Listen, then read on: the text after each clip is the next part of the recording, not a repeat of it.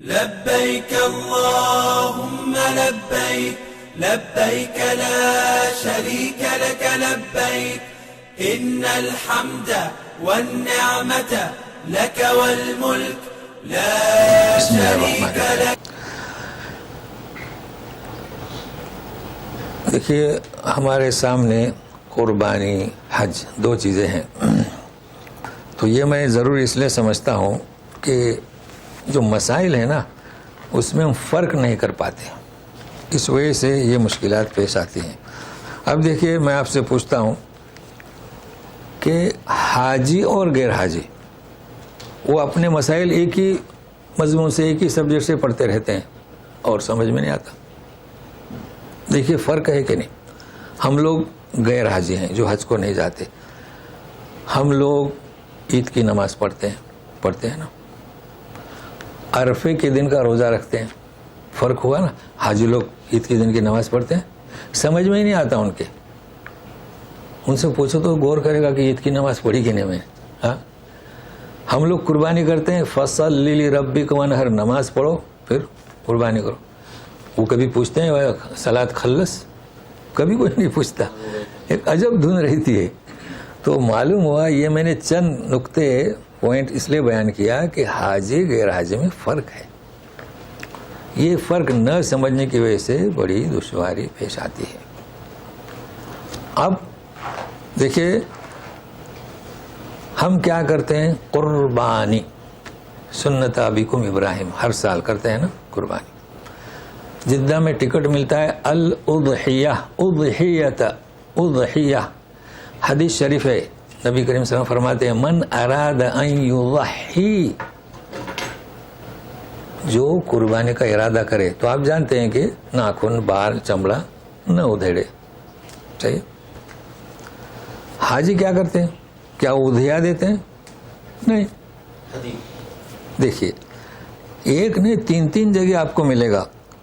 سورہ بقرہ آیت نمبر 196،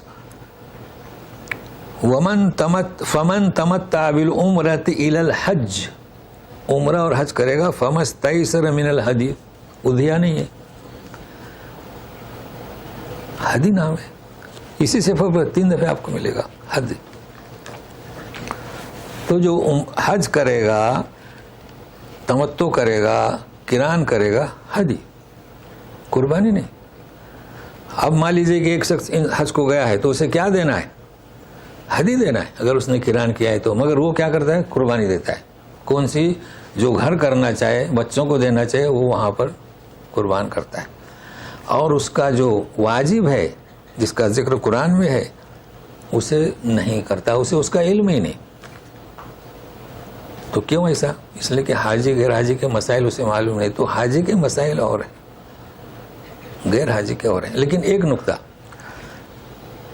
ایک شخص ہے جیسے ہمارے عام طور پر ناخن تو ہر جمعہ کو کاٹتے ہیں، لیکن ہوتا ہے کبھی جمعرات کو بھول گئے تو مصروفیت ہے سفر میں تو 2 ہفتے سے. ایک شخص ہے اس کا حج کو جانے کا ارادہ نہیں تھا. چاند رات ہو گئی، کلی ہوئی ہے نا، اور مہینے سے اس نے صفائی نہیں کی. ٹھیک ہے، مہینہ ہو گیا. یہاں پر آیا 3 تاریخ کو اسے اجازت نامہ مل گیا یا 5 تاریخ کو. ٹھیک ہے. اب دیکھیں غور سے سنیے، کہاں جا رہے ہیں میاں؟ حج کو. ناخن نہیں کاٹے ہیں 2 ہفتے سے، صفائی مہینے سے، 40 دن سے. اب وہ کس پر عمل کریں گے؟ وہ عمل کس پر کرتے ہیں؟ غیر حاجی کے اس پر. سنیں نا ابھی، من اراد ان یضحی، اس لیے وہ اب پریشان ہوتے ہیں. وہ تو حج کو جانا ہے، بال وغیرہ نہیں، ناخن وغیرہ ہاتھ نہیں لگانا ہے. وہ آپ تو حاجی ہیں، اب غیر حاجی کے فیلڈ میں کیسے چلے گئے؟ اب حاجی کے مسائل کیا ہیں؟ احرام باندھنے سے پہلے صاف صفائی کریں. دیکھیے فرق ہوا کہ نہیں ہوا؟ تو یہ کچھ پوائنٹس میں بتانے جا رہا ہوں کہ صاف صفائی کرے، پھر احرام اوڑھے، اور پھر کوئی نماز ہے وہ پڑھے، اس کے بعد کہے السلام کے بعد اللہم لبیک عمرۃ یا لبیک حجن. بس یہ الفاظ ہیں. اب میں نیت کرتا ہوں فلاں فلاں، لیکن یہ چلیے اتنے الفاظ تو یاد رہ سکتے ہیں نا. یہ کہ میں عمرے کی نیت کرتا ہوں، احرام باندھتا ہوں. تو یہ خاص کر نوٹ کیجیے. اچھا ایک چیز ہو سکتی ہے کیا کہ آپ کا ارادہ نہیں ہے تو آپ نے چاند رات سے پہلے صاف صفائی کر لی، چلو آپ کو قربانی کرنا ہے، ٹھیک ہے نا. لیکن ہے کہ آپ کو حج کا بھی ارادہ ہو گیا، کوئی بات نہیں، ابھی تو چاند رات کی بات ہے، 5 کو 7 کو آپ عمرہ حج کو نکلیں گے تو دونوں کے اوپر عمل ہو سکتا ہے. مطلب یہ کہ ترکیب ہے، اگر آپ کو بہت ہی احتیاط کرنا ہے تو یہ طریقہ بھی ہے. لیکن خواہ مخواہ پریشان ہونے کی ضرورت نہیں. یہ سب سہولت کب ہوگی؟ جب مسائل ہمیں معلوم ہوں گے. اچھا، اس میں ایک اور چیز، احرام باندھنا اور حج کا اختتام. ابھی تو بہت سارے مسائل ہیں لیکن سارے مسائل تو ہم بیان نہیں کر سکتے. دیکھیے، احرام کہاں باندھنا، حدیث بہت مشہور ہے. میقات یہ کس لیے مقرر کیے ہیں؟ حضرت ابراہیم علیہ السلام کے زمانے سے یہ چل رہا ہے سلسلہ. حدود حرم سب طرف لکھا ہوا ہے، حدود حرم یہ کیا حل ہے، اور اس کے بعد میقات ہے. 2 میقات ملے گی نا آپ کو، چھوٹی اور بڑی. تو یہ کس لیے ہے؟ اب جو لوگ ریاض سے، دمام سے، انڈیا سے، پاکستان سے آتے ہیں وہ اپنے گھروں سے احرام باندھتے ہیں. تو پھر یہ میقات کس کے لیے؟ وہ کیوں باندھ کر آتے ہیں گھروں سے؟ یہی سمجھ میں نہیں آ رہا ہے وجہ کیا اس کی. یعنی ابھی تو سعودیہ کی حدود میں پہنچے نہیں، 7 سمندر پہلے سے اپنے گھر سے. اچھا، ایسا ایک واقعہ پیش آیا، ایک فیملی، اب وہ شاید 2 تھے یا ساتھ میں اور بھی تھے، بیٹے بیٹیاں، لیکن لگتا ہے کہ زیادہ تھے. اچھی طریقے سے غسل وغیرہ احرام باندھے اور ایئرپورٹ پر آنے سے پہلے ان کا پلان کینسل ہو گیا آنے کے بعد. اب انہوں نے کیا کیے تھے، باقاعدہ احرام میں تھے وہ. اب پریشان ہے جی، ہاں وہ نیت کر لیے تھے انہوں نے پورا. اب وہ پریشان ہو رہے ہیں، سب لوگ کہہ رہے ہیں کہ بھائی آپ کو تو دم دینا پڑے گا. تو آخر میں میرے پاس پہنچے تو میں نے ان سے پوچھا، آپ نے جو احرام باندھا وہاں کیوں باندھا، وجہ کیا ہے اس کی؟ تو بولے نہیں، وہ پھر وہ پلین میں. میں نے کہا پلین میں نیت کیوں نہیں کی؟ تو بولے وہ وضو نہیں، نماز نہیں. اچھا، تو احرام اوڑھنے کے لیے وضو شرط نہیں، نماز شرط نہیں. جب امیگریشن ہو جائے تو آپ 2 چادریں اوڑھ لیں. اوڑھنا اور احرام باندھنا فرق ہے. یا نیچے اوڑھیں، اوپر شرٹ رہے. اور جب پلین میں اجازت، وہ آواز آ جائے کہ بھائی، یا پوچھتے رہیں تو صرف نیت کریں. اچھا، دوسری چیز، بمبئی سے چلیں یا حیدرآباد سے چلیں تو کیا آپ کیا سوچتے ہیں کہ آپ اسی وضو میں عمرہ کریں گے؟ ناممکن.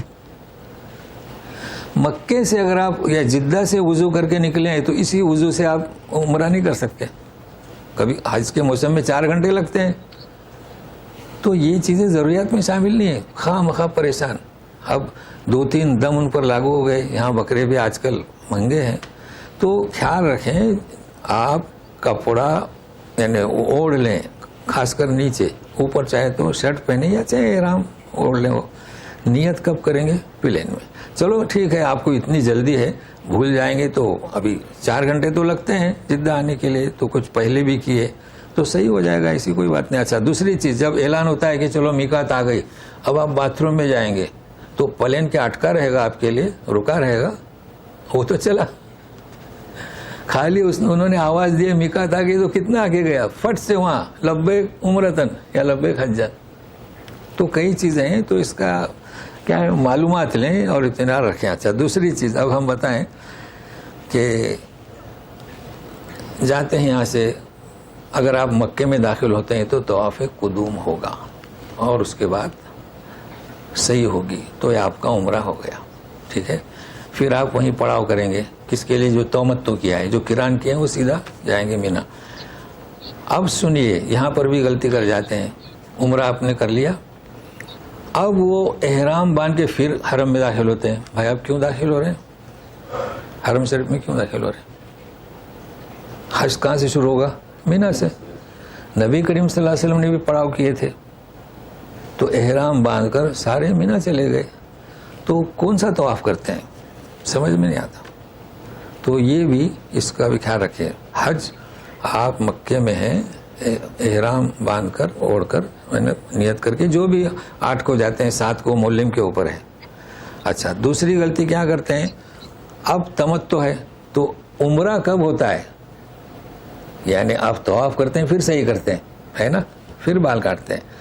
تو حج کے لیے وہ صحیح کو بھول جاتے ہیں.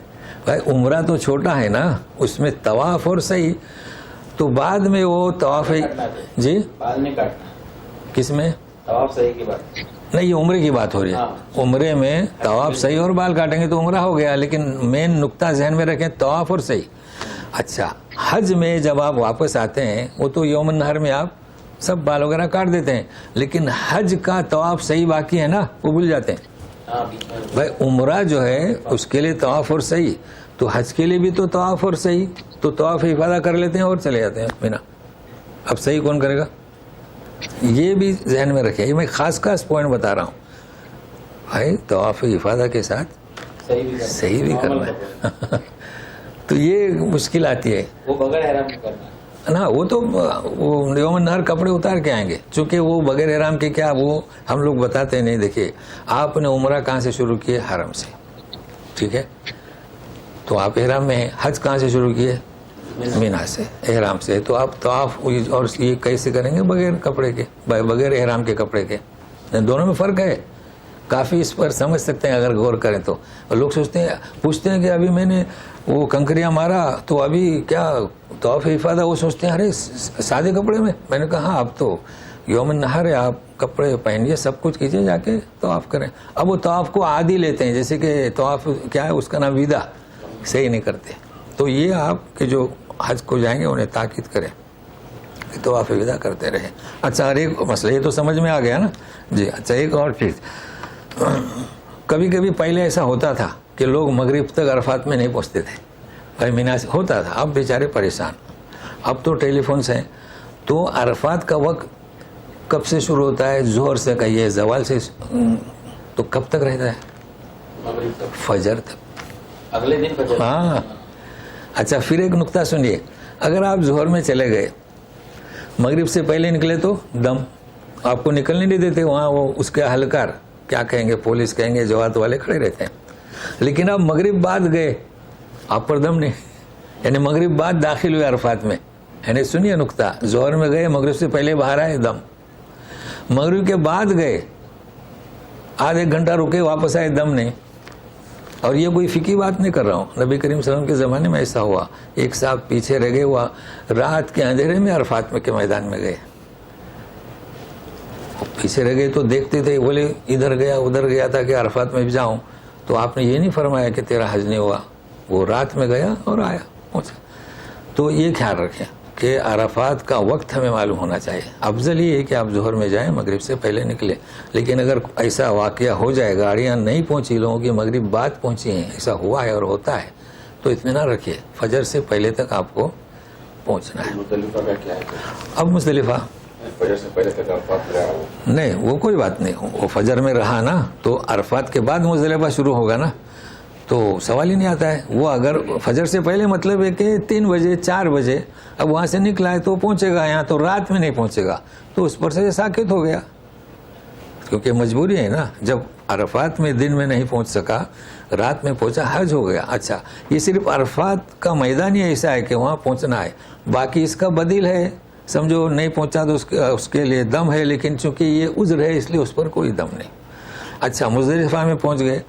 اب مزدلفہ میں یہ ہوتا ہے کہ گاڑیاں آتی ہیں جبیل وغیرہ سے، داول ارشاد کی گاڑیاں آتی ہیں، تو وہ حالات کو دیکھتے ہوئے وہ 1 بجے نکل جاتے ہیں، چونکہ نبی کریم صلی اللہ علیہ وسلم نے بھیجا تھا نا عائشہ صدیقہ کو. اب اس میں بھی پریشان ہوتے ہیں، اب وہ پریشان کرتے ہیں. تو یہ مسئلہ سن لیجئے گا، آدھی رات کے بعد اگر آپ مزدلفہ سے عذر کی وجہ سے نکلے ہیں، کوئی بات نہیں، نکل سکتے ہیں. مگر آدھی رات کا یہ مطلب نہیں کہ 12 بجے یورپ والوں کا دن دوسرا شروع ہوتا ہے. تو خیال رکھنا، ہمیشہ 12 نہیں بجیں گے. دیکھیں بھائی، مغرب کی آج کل اذان کب ہو رہی ہے؟ 7:15، ایک دن 6:15 بجے ہوگی. تو یہ 12 کا لحاظ نہ رکھیں، آپ مغرب کی اذان دیکھیں اور فجر کی اذان دیکھیں، اور رات کو آدھی آدھی کریں. کبھی 12:30 کو بھی آدھی رات ہو سکتی ہے، کبھی 1 بجے بھی، لہٰذا 1 سے پہلے نہ نکلیں. یہ مسئلہ ہے. بہرحال یہ موٹی موٹی باتیں ہیں. اچھا، اب رہا سوال حجۃ الوداع کا. اب یہ مسئلہ ہے کہ ایک مذہب میں لکھ دیا گیا ہے کہ جو میقات کے اندر ہیں ان پر کیا طواف وداع نہیں. اللہ اللہ، جدہ کے جتنے لوگ ہیں وہ طواف وداع کرتے ہی نہیں، جبکہ حدیث کیا ہے؟ آخری عمل طواف وداع. اچھا، ہم جدہ والے ہیں، اگر کوئی پوچھتا ہے آپ کہاں رہتے ہیں، ہم کبھی کہتے ہیں مکہ میں؟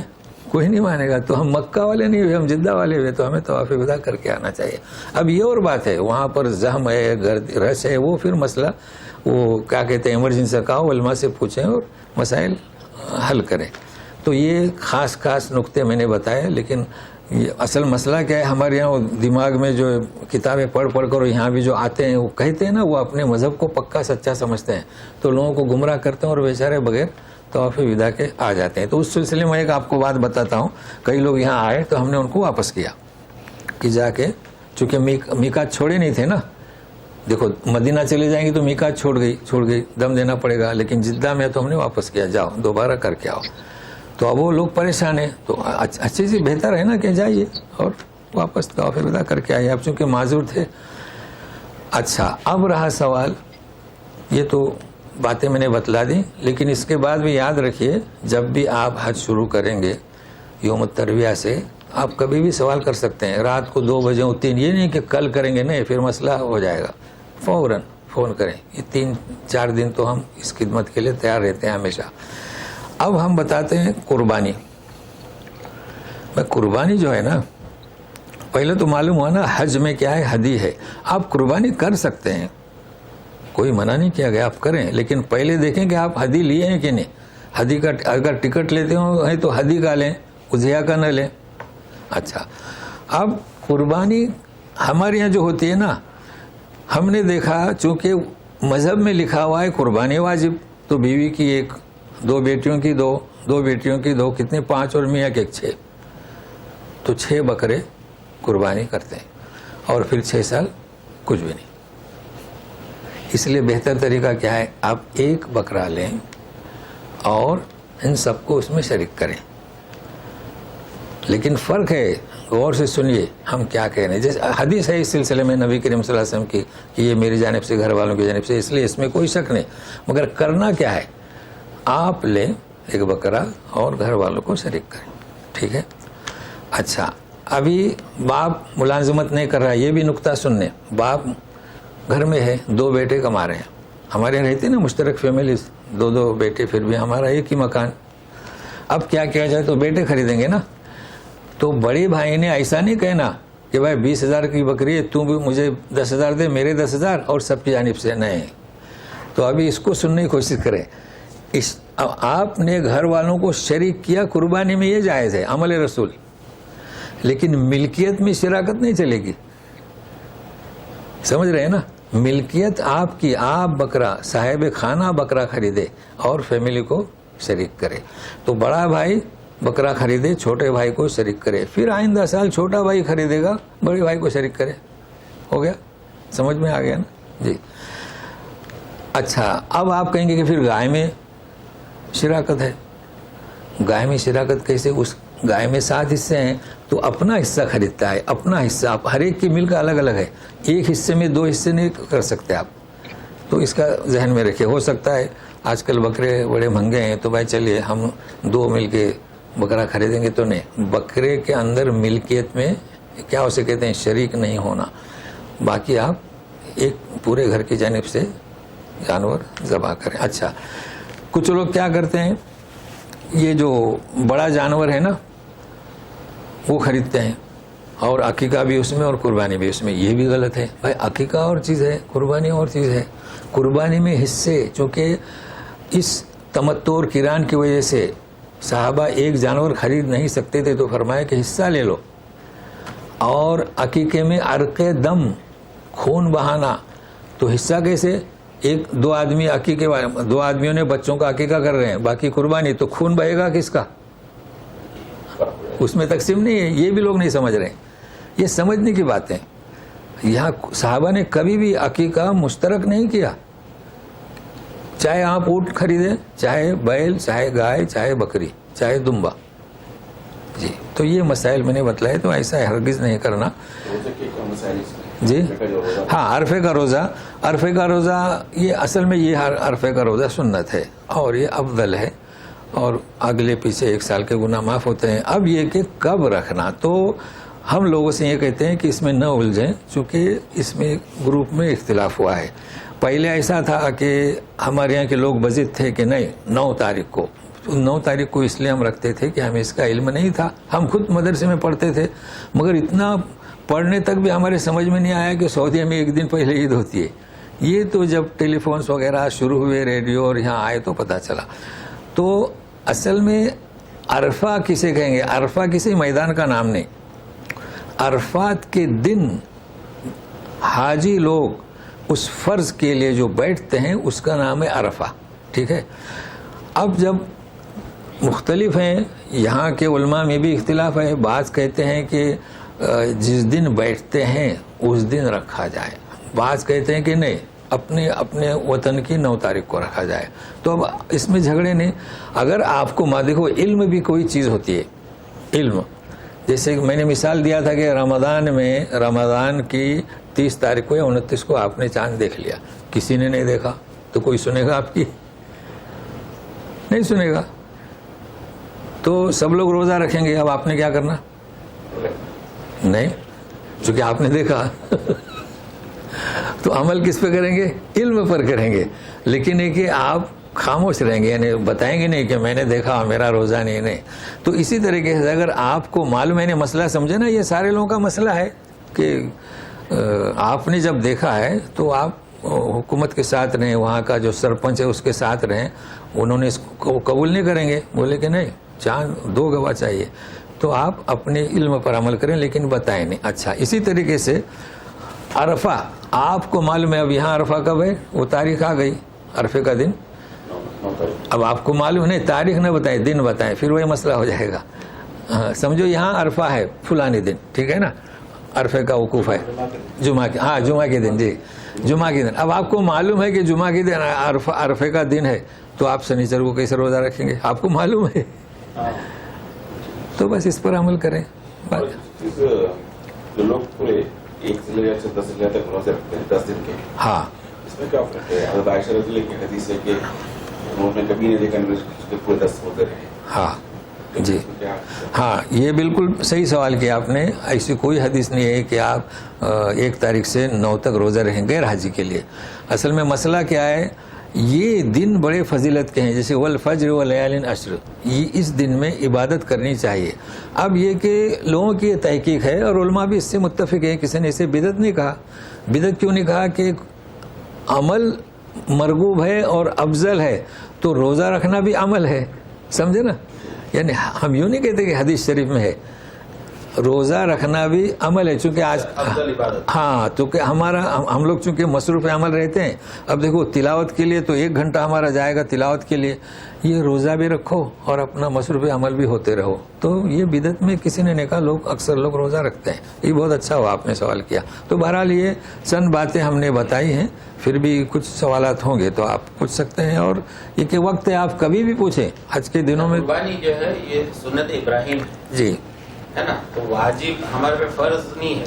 नहीं, फर्ज नहीं, सुन्नत है, सुन्नत है। तो करना जरूरी है। हाँ, नहीं, अगर आपको अल्लाह ने दिया है तो करें। हाँ, तो करें। हाँ जी जी, क्योंकि इन दिनों में अय्याम नहर में सबसे अफजल चीज़ कुर्बानी तो करते हैं, मगर वो जो वाजिब का लफ्ज़ है ना, तो मुश्किल पेश आई ना। अब एक घर में वो 5-5 बकरे और 4-4 बड़े बड़े जानवर पूरे लोगों की तरफ से, तो दुश्वारी होगी ना। तो इससे एक सुकून होता है कि भाई, अच्छा, कभी ऐसा होता है कि आप कर नहीं सकते हैं, पैसा आपके पास है लेकिन हालात साजगार नहीं है, तो बहरहाल वो सुन्नत है। तो सुन्नत मुअक्कदा कहिए, सुन्नत कहिए, वाजिब कहने से फिर थोड़ी दुश्वारी पेश आती है जी।